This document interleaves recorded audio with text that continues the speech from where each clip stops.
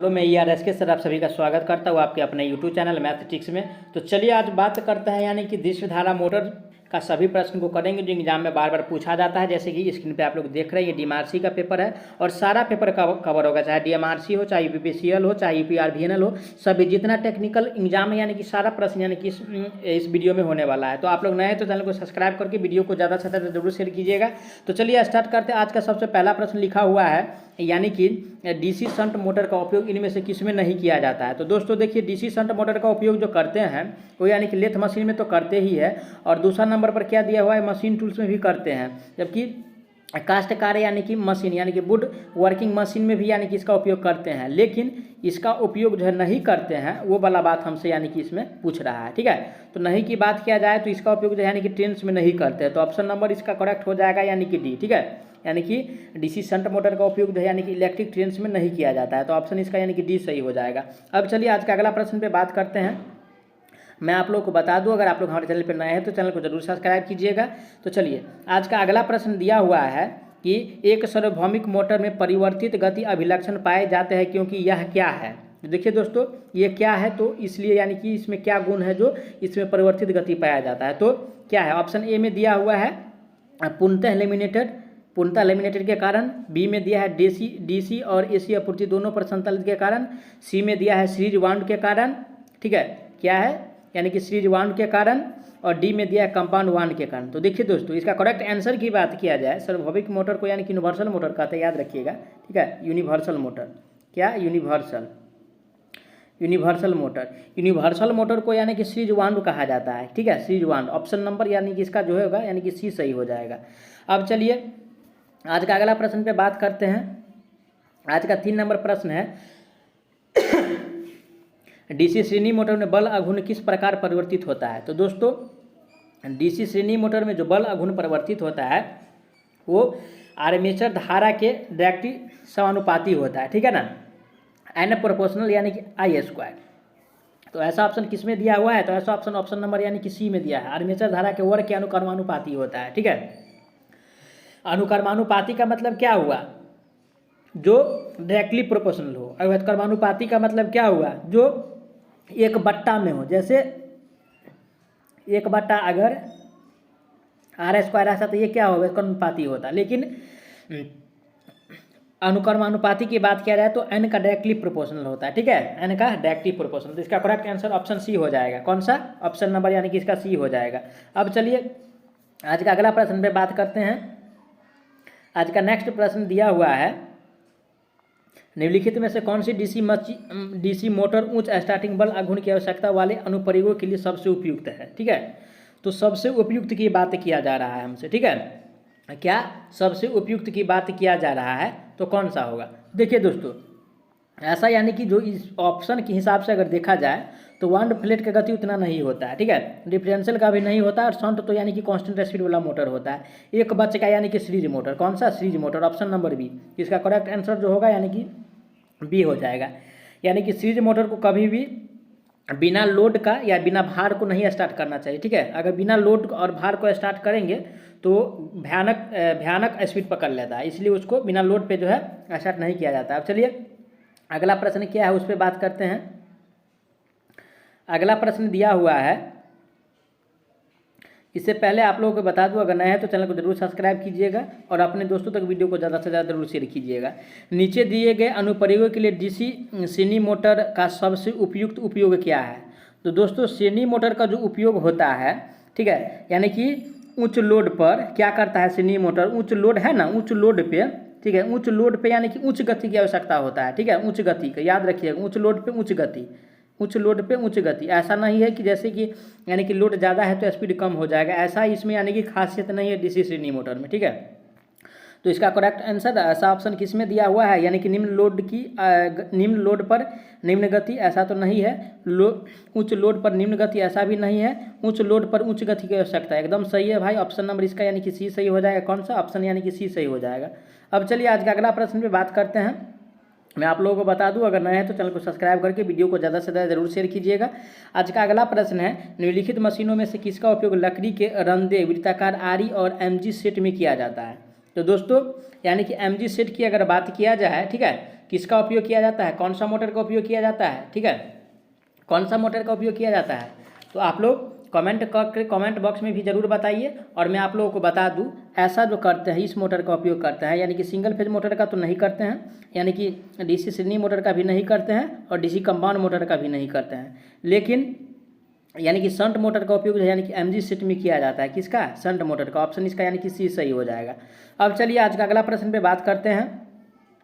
यदि DC shunt motor की क्षेत्र कुंडली यानी कि फील्ड वाइंडिंग को शून्य भार पर खुला छोड़ा जाता है तो मोटर का प्रभाव क्या होगा। देखिए, अगर क्या हो जाएगा, अगर इसको यानी कि क्या है, लोड पे नहीं, शंट मोटर को क्षेत्र फील्ड वाइंडिंग का शून्य भार पर छोड़ दिया जाता है तो क्या हो जाएगा। तो हो सकता है ये भयानक स्पीड पकड़ ले, ठीक है। तो ऑप्शन ऐसा अगर दिया है तो भयानक स्पीड मारेंगे, तीव्र गति है, ऑप्शन ए में दिया हुआ है। देखिए इसका फॉर्मूला होता है, याद रखिएगा, एन प्रोपोर्शनल यानी कि 1/5 होता है, ठीक है। अगर स्पीड जब बढ़ेगा तो क्या हो जाएगा, यानी कि फ्लक्स घट जाएगा। अगर फ्लक्स यानी कि बढ़ेगा, ठीक है, फ्लक्स घटेगा तो यानी कि इसका स्पीड क्या होगा, घट जाएगा।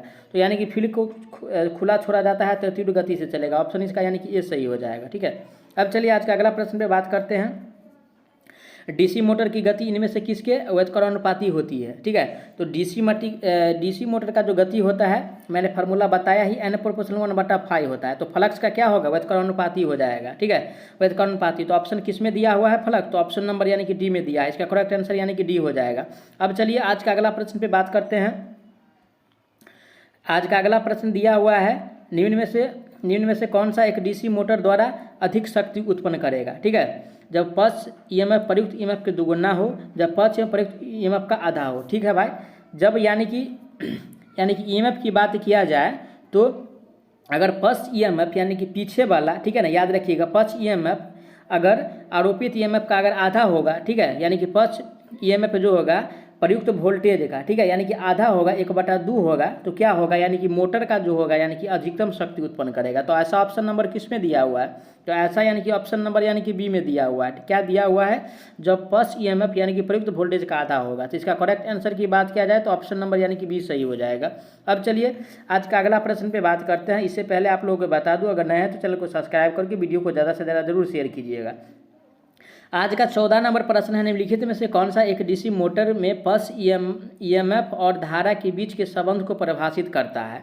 तो ऑप्शन ए में दिया हुआ है, क्या ऑप्शन ए में दिया हुआ है, पल्स ईएमएफ में समृद्धि होती है तो धारा में समृद्धि होती है, ठीक है।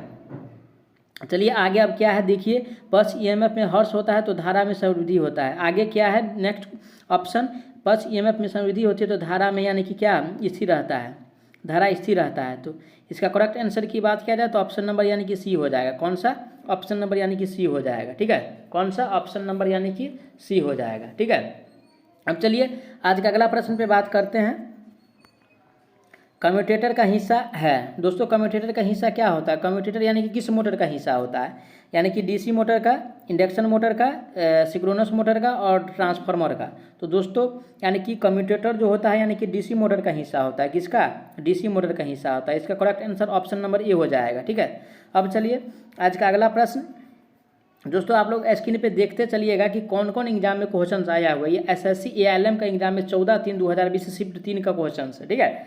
चलिए अगला प्रश्न है, यानी कि घनत्व बी है के अंदर रखा गया है और यानी कि करंट आई कंडक्टर के मध्य से बह रहा है तो उस पर बल एफ की भयावहता क्या होगा। तो दोस्तों इसका करेक्ट आंसर की बात किया जाए तो एफ बराबर बी/IL कॉस न्यूटन, ऐसा तो नहीं होता है, और एफ बराबर -BIL ई भी नहीं होता है, और BIL कॉस भी न्यूटन नहीं होता है। तो होगा आंसर जो ऑप्शन नंबर यानी कि बी हो जाएगा, ठीक है। कौन सा, ऑप्शन नंबर यानी कि बी सही हो जाएगा, ठीक है। ऑप्शन नंबर यानी कि बी सही हो जाएगा। एफ बराबर BIL साइन न्यूटन होता है, ठीक है। एफ बराबर BIL साइन न्यूटन होता है, ठीक है, याद रखिएगा। अब चलिए अगला प्रश्न क्या है, कॉपर लॉस का अनुपाती क्या होता है। तो दोस्तों कॉपर लॉस बराबर क्या होता है, तो यानी कि क्या होता है, I² × R होता है, I² × R होता है। तो देखिए अब यानी कि हमको देखना है तो ऑप्शन कौन सा मैच खा रहा है, I², तो ऑप्शन नंबर यानी कि बी में मैच खा रहा है I², तो इसका करेक्ट आंसर यानी कि बी हो जाएगा। अब चलिए अगला प्रश्न पे बात करते हैं। अगला प्रश्न क्या है, एक डीसी मोटर अधिकतम यांत्रिक शक्ति उत्पन्न करेगा जब बैक ईएमएफ प्रयुक्त भी होगा, क्या होगा? इससे पहले भी बताए थे, क्या होना चाहिए, यानी कि आधा होना चाहिए। तो इसको अगर भाग दीजिएगा 1/2 को तो कितना हो जाएगा, यानी कि 0.5 होगा। ऐसा ऑप्शन में दिया हुआ है तो मारेंगे, नहीं तो फिर अलग कंडीशन हमको अप्लाई करना पड़ेगा। तो ऐसा तो ऑप्शन नंबर सी में दिया हुआ है कि 0.5, तो इसका करेक्ट आंसर यानी कि सी हो जाएगा। कौन सा? ऑप्शन नंबर सी हो जाएगा। अब चलिए आज का अगला प्रश्न क्या है उस पर देखते हैं, उस पर बात करते हैं। इससे पहले आप लोग वीडियो को जरूर शेयर कीजिएगा ताकि नेक्स्ट पार्ट आप लोग को तक जल्द से जल्द पहुंच सके। चैनल को सब्सक्राइब भी कर दीजिएगा, ठीक है। अब चलिए अगला क्वेश्चन दिया हुआ है, डीसी श्रेणी मोटर में शाफ्ट वॉल्यूम का आर्मेचर वॉल्यूम से क्या होने का कारण है? तो दोस्तों कम होने का क्या कारण है, ठीक है। तो कम होने का जो कारण होता है दोस्तों वो होता है, यानी कि क्या होता है कम होने का कारण, तो ये जो होता है यानी कि एस्टे हानि के कारण कम होता है। कौन सा? एस्टे हानि के कारण कम होता है। एस्टे हानि के कारण जो होता है यानी कि कम होता है, ठीक है। तो ऑप्शन नंबर इसका जो होगा यानी कि ये सही हो जाएगा। कौन सा? ऑप्शन नंबर ए इसका यानी कि सही हो जाएगा। अब चलिए आज का अगला प्रश्न क्या है उस पर बात करते हैं। डीसी मोटर का पास विद्युत वाहक बल अचानक समाप्त हो जाए तो क्या हो जाएगा? अगर अचानक विद्युत वाहक बल समाप्त हो जाएगा तो क्या हो जाएगा? देखिए दोस्तों ये हर एग्जाम में अलग अलग ऐसा यानी कि इसको यानी कि क्वेश्चंस का जो है आंसर माना गया है, ठीक है। कहीं पे देखिएगा कोई जो है एग्जामिनर यानी कि मोटर जल जाएगा ऐसा भी माना है, ठीक है। मोटर जल भी सकता है और कहीं कहीं क्या होगा कि आर्मेचर जल सकता है, ठीक है। आर्मेचर जल सकता है, मोटर नहीं जल सकता, सॉरी आर्मेचर जल सकता है, ऐसा यानी कि माना गया है। और कहीं कहीं देखिएगा कि यानी कि मोटर बंद हो जाएगा, ठीक है। तो जब बैक ईएमएफ अगर समाप्त होता है, ठीक है, तो क्या हो सकता है? अकॉर्डिंग टू इस एग्जाम के हिसाब से देखा जाए तो ऑप्शन नंबर इसका यानी कि सी सही हो जाएगा। आर्मेचर जल सकता है, बैक ईएमएफ खत्म हो जाएगा तो आर्मेचर जल सकता है, कहीं कहीं पे यानी कि मोटर भी बंद रहता है, ठीक है। तो ये ध्यान दीजिएगा कौन सा एग्जाम में किस प्रकार का क्वेश्चन किस ढंग से पूछ रहा है। चलिए आज का अगला प्रश्न पे बात करते हैं। 5 HP तक के छोटी डीसी मोटर का सामान्यता होते हैं, क्या होता है? तो 5 HP तक की मोटर के लिए यानी कि पोल की संख्या हमसे पूछ रहा है। तो कम से कम भाई तो 2 तो बनता ही है, इससे कम तो पोल होता नहीं है। तो 5 HP है, कम किलोवाट का है तो 2 एकदम कंपलसरी है। तो ऑप्शन नंबर इसका यानी कि ये सही हो जाएगा, ठीक है। 4 पोल के लिए यानी कि बड़े डीसी मोशन के लिए उपयोग करेंगे। अब चलिए आज का अगला प्रश्न यानी कि 22 नंबर पर बात करते हैं। यदि एक 230 वोल्ट डीसी श्रेणी मोटर को 230 वोल्ट एसी प्रदाय से जोड़ दिया जाए तो क्या हो जाएगा? अगर भाई जैसे कि डीसी मोटर है और इसको अगर एसी पे अगर चलाते हैं तो क्या होगा? मोटर तो यानी कि क्या होगा, मोटर पे ज़्यादा स्पार्किंग होगा और दक्षता कम जाएगा, ठीक है। तो ऑप्शन नंबर ऐसा किस में दिया है? तो ऑप्शन नंबर यानी कि डी में दिया है। इसका करेक्ट आंसर यानी कि ऑप्शन डी हो जाएगा। अब चलिए आज का अगला प्रश्न पे बात करते हैं। आज का अगला प्रश्न है यानी कि डीसी मशीन में हिस्टेरिसिस हानि डॉटर कम से कम पर निर्भर करता है। तो चुंबकीय उत्क्रमण की आवृत्ति, फ्लक्स घनत्व का अधिकतम मूल्य, लोहे का आयतन और ग्रेड, और हवादार की, और लास्ट में क्या दिया ऑप्शन नंबर डी में? तो हवादार हवा के प्रवाह की दर पे, ठीक है भाई। तो यानी कि सबसे कम कह रहा है तो सबसे कम निर्भर यही पे करता है, ऑप्शन जो डी में दिया हुआ है। लेकिन ऑप्शन जो डी में दिया इसी पे कम निर्भर करता है, लेकिन यानी कि चुंबकीय उत्क्रमण इस पे तो बहुत ज़्यादा भाई, आयतन पे भी घनत्व पे भी सबसे ज़्यादा निर्भर करता है, लेकिन सबसे कम की बात है तो ऑप्शन नंबर डी इसका सही हो जाएगा। अब चलिए आज का अगला प्रश्न पे बात करते हैं। डीसी मशीन की दक्षता वक्र की प्रकृति है, क्या है? डीसी मशीन का जो दक्षता होता है क्या होता है? पहले घटता है फिर बढ़ता है, ऐसा तो नहीं होता है। पहले घटता है फिर बढ़ता है, ऐसा तो नहीं होता है। पहले स्थिर रहता है फिर घटता है, ऐसा भी नहीं होता है। पहले स्थिर रहता है फिर घटता है, बढ़ता है, ऐसा भी नहीं होता है। पहले बढ़ता है और फिर घटता है, ठीक है भाई। डीसी मोटर का जो विलक्षण होता है ये ध्यान रखिएगा, पहले ऐसे करके जाएगा और फिर धीरे धीरे ये घट जाता है, ठीक है। पहले ऐसे जाता है फिर धीरे धीरे घट जाता है। तो यानी कि पहले जो है यानी कि बढ़ता है और फिर क्या होता है यानी कि घटता है। तो ऑप्शन इसका यानी कि डी सही हो जाएगा। कौन सा? ऑप्शन डी सही हो जाएगा। अब चलिए आज का अगला प्रश्न पे बात करते हैं।